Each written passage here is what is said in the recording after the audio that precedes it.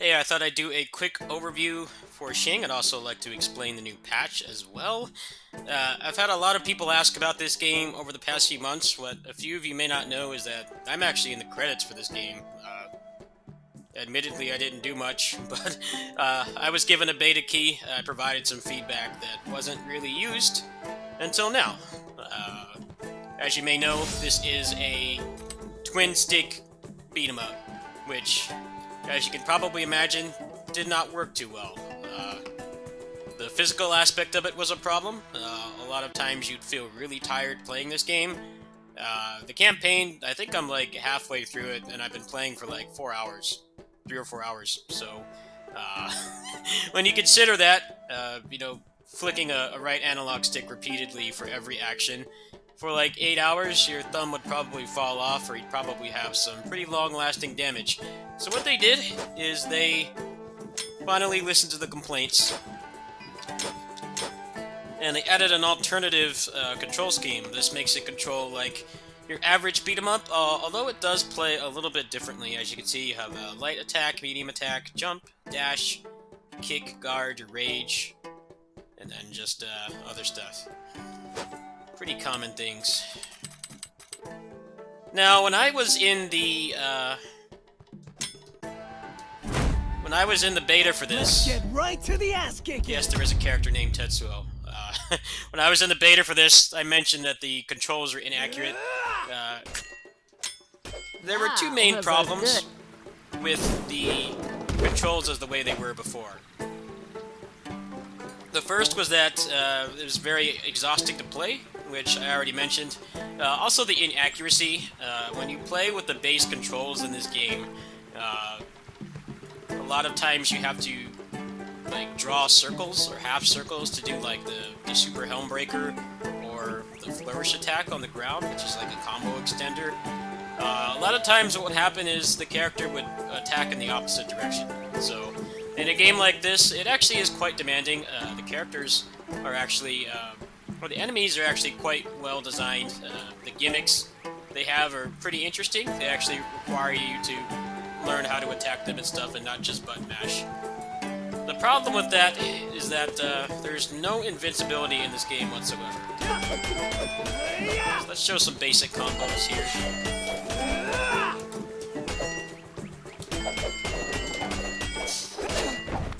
You scored a point for that one.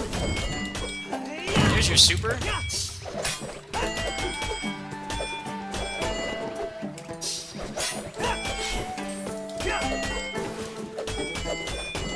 So you have an S string, you have an aerial one, you have a launcher, and you can do like directional attacks as well. You do down, he'll do a helm breaker. You hold the medium attack button, he'll do like super helm breaker.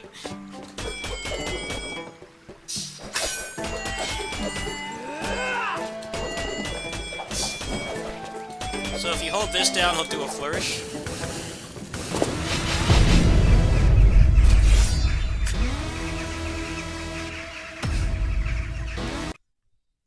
And that's basically your whole moveset. You have supers. The way the supers work is if you do them in a different direction, your character will do a different move.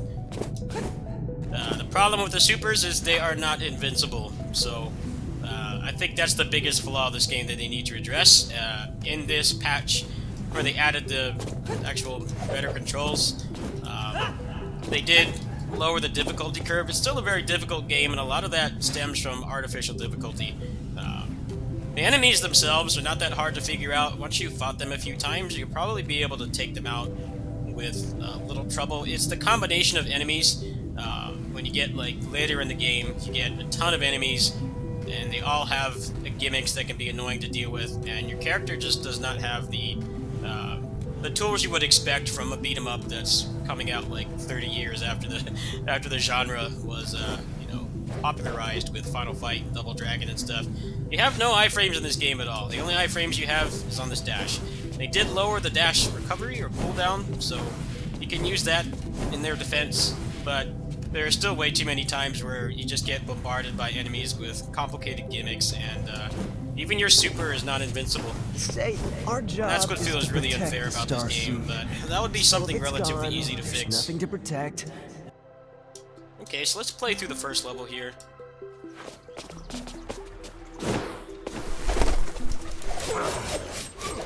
Leave it to the professional.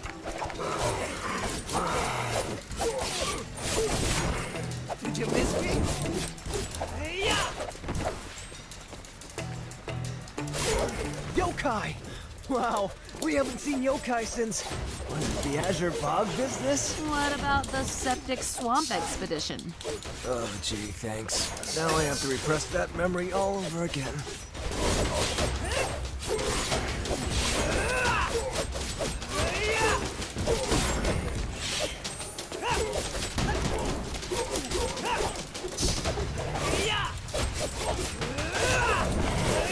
Class is now in session.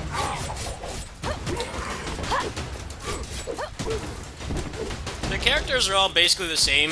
They have different animations, but for the most part, they're similar, which really hurts because this game actually has a pretty good tag system. Book 7. There is art in combat and beauty.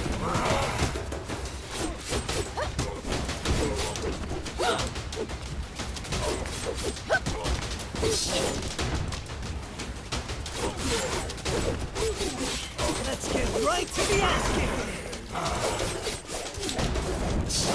You want something done? You do it yourself.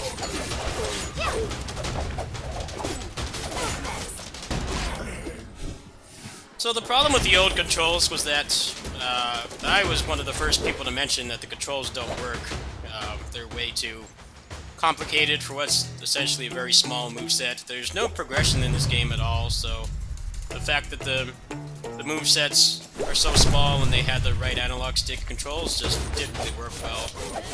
They kind of just said that the game wasn't really for me, which I wouldn't say it isn't. I'm actually enjoying it quite a bit with the new controls. They weren't accurate enough for what this game demands from you, I guess would be a better way to explain it. Leave it to the professional. Remember your training. Be one with the blade. Find your inner peace, and... Could you assholes stop bleeding on my shoes?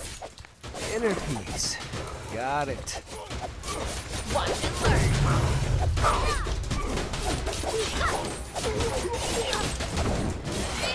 Now it's my turn! I'm like a friggin' hurricane! Leave it to the professional. You face a real warrior.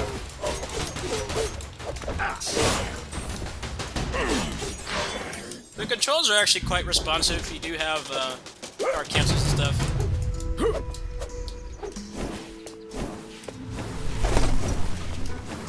Now that they have regular button controls, it actually does feel pretty good to play. Let me show you how it's done!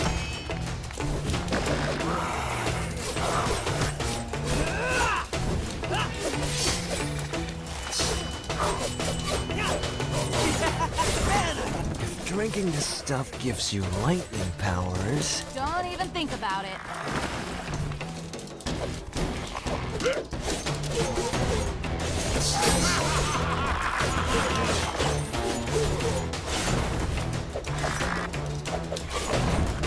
Leave it to the professional.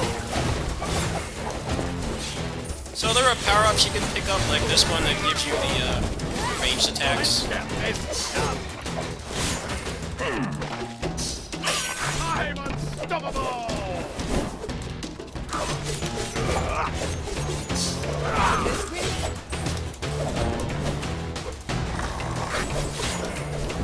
I'm like a friggin' hurricane!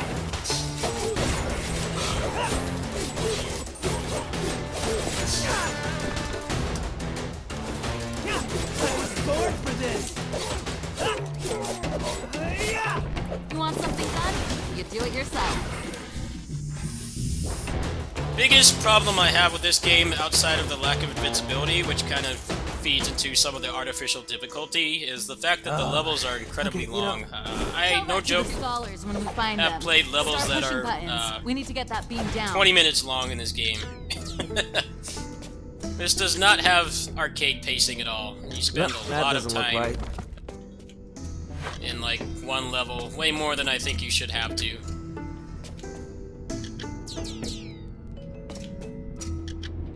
There's also a lot of these puzzles too, and like they feel kind of pointless, like they're just kind of there to waste your time.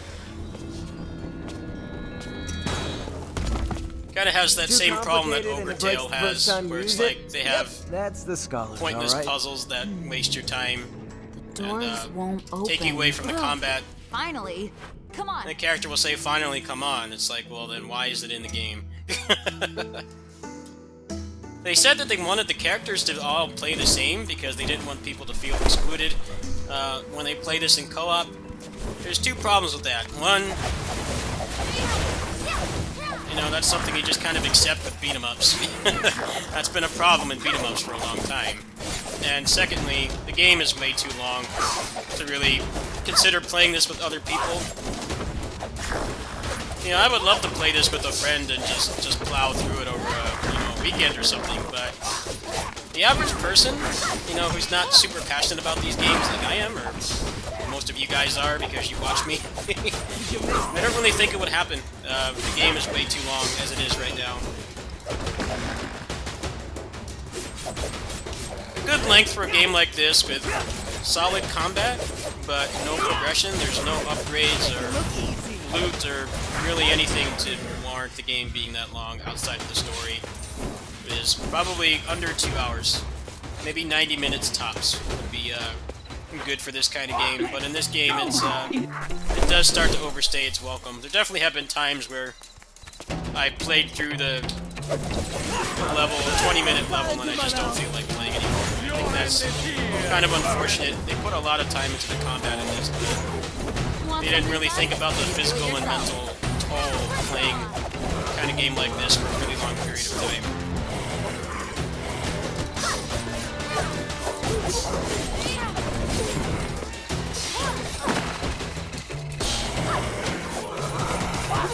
Now it's my turn.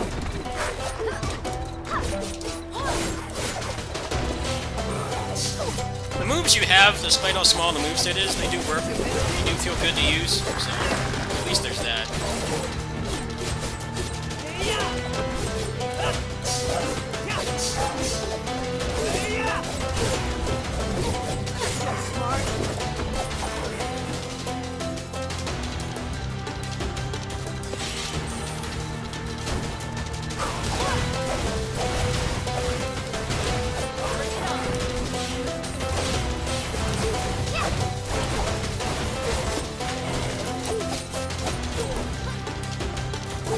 Now it's my turn. You can see how tiring this would be to play with the right analog stick. You want something done? When I had the key for this, I played like 2 levels, and I felt like my thumb was going to fall off. It didn't really take the physical aspect into consideration. Remember, like light gun games like Time Crisis and Lethal Enforcers and stuff. So sorry, like those Tetsuo. games, Did you know Bob well? they were never more than like 35 minutes long. The reason for that was the Then how do you know his name? physical aspect of playing when you're doing more than just pushing a button. You have to take that kind of thing into consideration when you design a game, because stamina is a thing. We don't like stamina in video games, but it is a real thing that kind of encompasses all the things we can do physically. And not everybody has the same kinds of stamina. Just like some people can stream for like 8 hours. At the end of an 8-hour stream for me, I'm pretty damn exhausted. Everybody has different limits. That kind of thing wasn't really thought about here. They tried to do the revolutionary control scheme. I'm just warming up.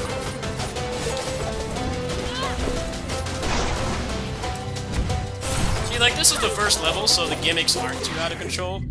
But later on, you start getting those guys and the ones that you have to parry a bunch of times to stun them, and the ones that block everything, and then there's the Tengu that basically block everything, and you have to do like a guard crush combo. That's when it really starts to wear down. You just feel like you don't have much control over the situation, and your character does not have enough tools to deal with them. If you're looking for a longer beat 'em up, I know not all of you are old farts like me, and you don't just want arcade-length beat-em-ups, I think this is actually a pretty good value. I think they're only charging $20 for this game.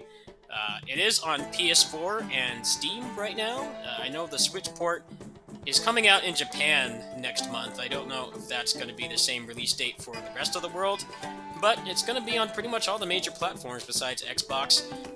If you have a friend who's passionate about beat-em-ups, I think this does have online play, so you could play with someone else. Also, if you're on Steam, you could always use remote play together as well. I think it would be quite fun to play through with somebody, but definitely not in one sitting. The game is way too long. I think in the time, some people posted reviews and they said that they finished the game in like 6 to 8 hours. In that time, you could finish Fight and Rage like multiple times. You could finish Streets of Rage 4 about 8 times. So you have to consider how long the game is without any kind of meaningful progression or any kind of, meta elements to keep you interested for that long. The only thing you really get progression for is costumes, which obviously don't affect the gameplay, and the enemies. The enemies are actually pretty interestingly designed. They definitely are more complex than the average beat-em-up enemy, but it comes at the fault or the problem of having multiple annoying gimmicks on the screen at once, and your character has like no invincibility. There's really no crowd control in this game at all, which feels weird because I think it could benefit from just a standard Final Fight style extra joy where you can get people off you or like maybe break their guards or something. I think that would go a long way. As it stands now, the supers are kind of just use them because they're a variety. They kind of give you a break from using the same moves ad nauseum, but they're not useful. I can't count how many times I've gotten really frustrated and annoyed because supers in this game, they work kind of like other games. Onichan Bar would be the most similar one that's in terms of a recent release where you have to attack a lot to get them, and they wear off over time, and it feels like it's almost impossible to find a good time to use them because they offer no invincibility. I think that would be the next major thing they could do. I don't think that would take too much effort to do. The other suggestion I would have for them is to make some kind of arcade mode, which like truncates or like lowers the game length to the point where you could feasibly finish it in one sitting. I'm really glad I didn't push myself to get out a review for this back when they gave me the key and the embargo lifted, because I already deal with cramps from playing games all the time, especially doing it for a job and doing really long sessions. Especially these past few months, I've had so many projects and stuff. I probably would have gotten a really bad cramp from playing this with the right analog stick. I really don't think they thought of the physical toll and the implications of flicking the analog stick repeatedly. It kind of goes back to like Mario Party. You know how they had those mini games where you had to twist the analog, you had to spin the analog stick around, and people were getting like massive calluses on their hands and stuff. And Nintendo had to like actually ship out rubber gloves, and they had to like lessen the amount of those mini games in future Mario Party games. That's kind of how this feels. I think they realized that what they were trying to do didn't work too well. I think if the game had more moves than could be mapped to just two attack buttons like it is now, I think that maybe they could have made it work if the accuracy was increased. There were less instances of getting the wrong move in the wrong direction, and also just more moves in general. Really only have like 4 or 5 moves in this game, so it just didn't make much sense. I'm glad that they're listening to complaints. I remember when I mentioned it, they kind of just said that I wouldn't call them dismissive, but they just kind of said that the game is probably not for me. And after playing it with the controls, I actually do enjoy playing it. It's just in small bursts. I get really exhausted playing this game, and I get frustrated because of the lack of invincibility that we would expect from a modern beat-em-up character. But I think I can recommend it now that they have fixed the main problem, which is the controls. Anyway, that's it. This is part 1 of my little fundraiser thing I'll be doing. I'll be doing a couple other games as well to try to raise a little funds to make this month a little bit less stressful like last month. So yeah, I hope you liked it. I hope this answers all your questions. I'll be getting a lot of questions about this game, and I'll catch you guys tomorrow.